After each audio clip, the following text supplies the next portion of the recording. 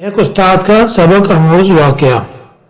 ایک دن چند طلباء نے اپنے استاد سے کہا، سر آج آپ ہمارے ساتھ کرکٹ کھیلیں گے؟ استاد نے کہا، ضرور، یہ تو کرکٹ کا بہت شوق ہے۔ کھیل شروع ہوا تو دیگر کلاسوں کے طلباء بھی میچ دیکھنے میدان میں آ گئے۔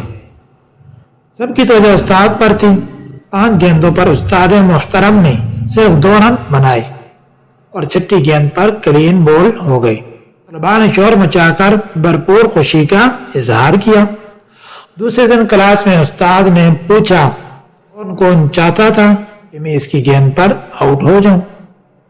اب بالورز نے ہاتھ کھڑے کر دیے، ہنس دیے اور پوچھا، یہ بتاؤ کہ میں کرکٹر کیسا ہوں؟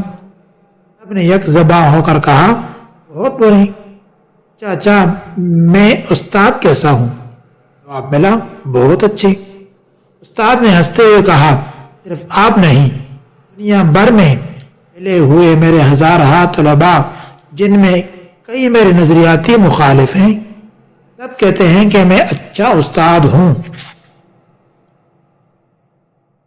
اتنا اچھا طالب علم نہیں تھا، مجھے ہمیشہ سبق یاد کرنے میں دشواری کا سامنا کرنا پڑتا تھا اور بات سمجھنے میں وقت لگتا تھا، لیکن کیا آپ بتا سکتے ہیں اس کے باوجود مجھے اچھا استاد کیوں مانا جاتا ہے؟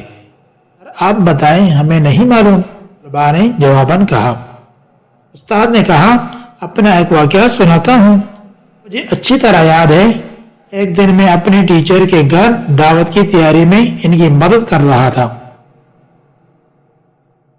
فریزر سے برف نکالی جسے توڑنے کے لیے کمرے میں کوئی چیز نہیں تھی۔ استاد کام کے لیے کمرے سے نکلے تو میں نے مکہ مار کر برف توڑ دی اور استاد کے آنے سے پہلے جلدی سے ٹوٹی ہوئی برف دیوار پر بھی دے ماری۔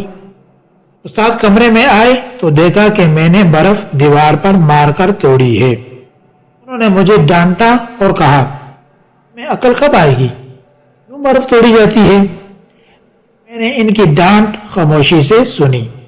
بعد میں انہوں نے میری اس بیوقوفی کا ذکر کئی جگہ کیا، لیکن انہیں آج تک نہیں معلوم کہ برف میں نے مکہ مار کر توڑی تھی۔ یہ بات میں نے انہیں اس لیے نہیں بتائی کہ وہ ایک ہاتھ سے معذور تھے۔